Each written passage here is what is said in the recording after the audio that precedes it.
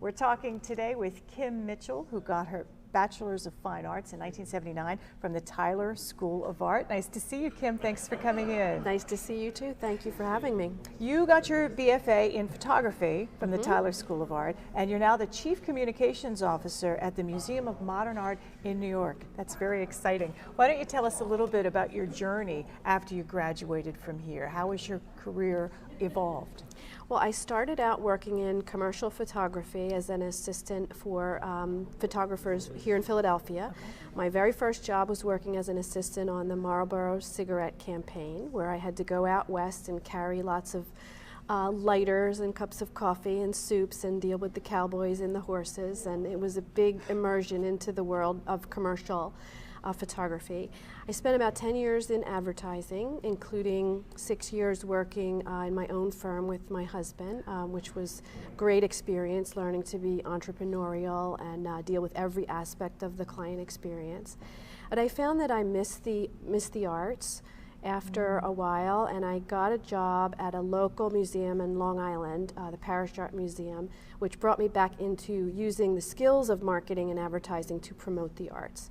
And then I feel that things really clicked for me, because I was doing what I was good at, but doing it for something that I really believed in, which was art. So that job led to this position at MoMA, although I started there 15 years ago as a publicist, and worked my way up over time, learned how to open a new building and deal with artists of every kind, photographers and performance artists and filmmakers and painters, and that's the big great joy, is working with creative talent and helping bring the story of what they are trying to express to the wider world. So working with the media, working in advertising, working with graphic designers to kind of distill the message of the artist so that a large public can enjoy it.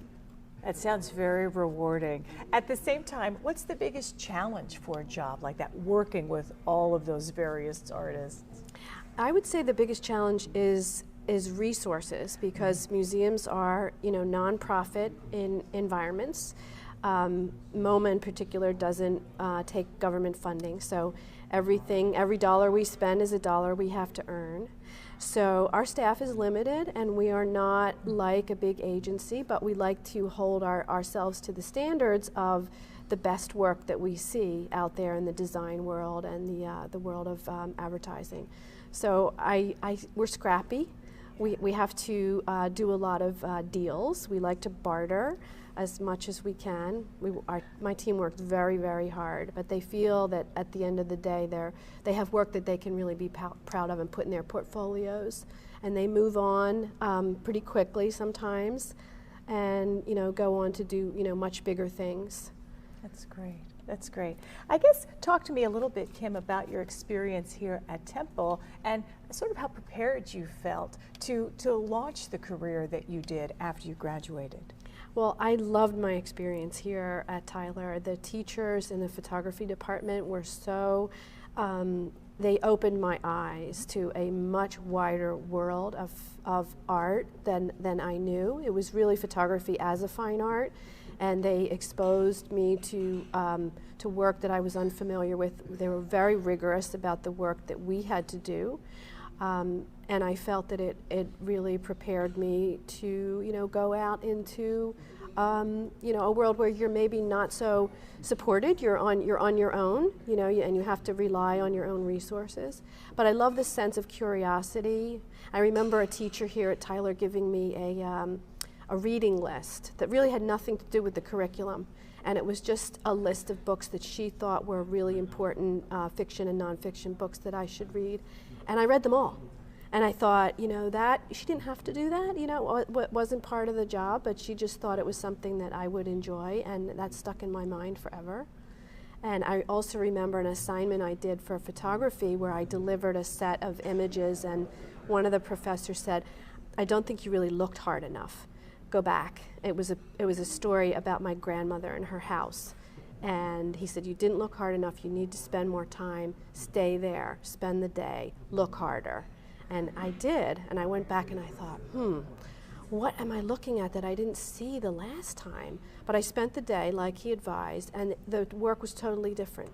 It was much more accomplished because it had more thought behind it. It wasn't just like snapshots. So it was really photography as sort of like a meaningful expression of what I was, you know, in my mind, but I hadn't unlocked it the first time. So great instruction.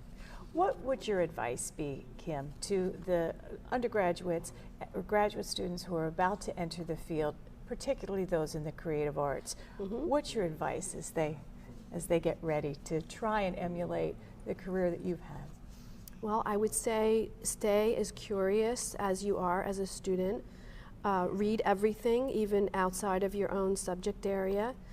Don't be afraid of the business side. I was terrified of business, finance, law, and as you get into working in the real world, those people need to be your friends and your allies, and if you learn their language and can speak their language, they will learn yours and they will work together with you to, you know, do great things.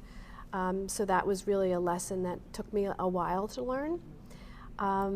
And to just be open to new ideas, because, you know, the artists of tomorrow are going to come up with things that we probably even haven't seen today. And we should all be looking forward to that.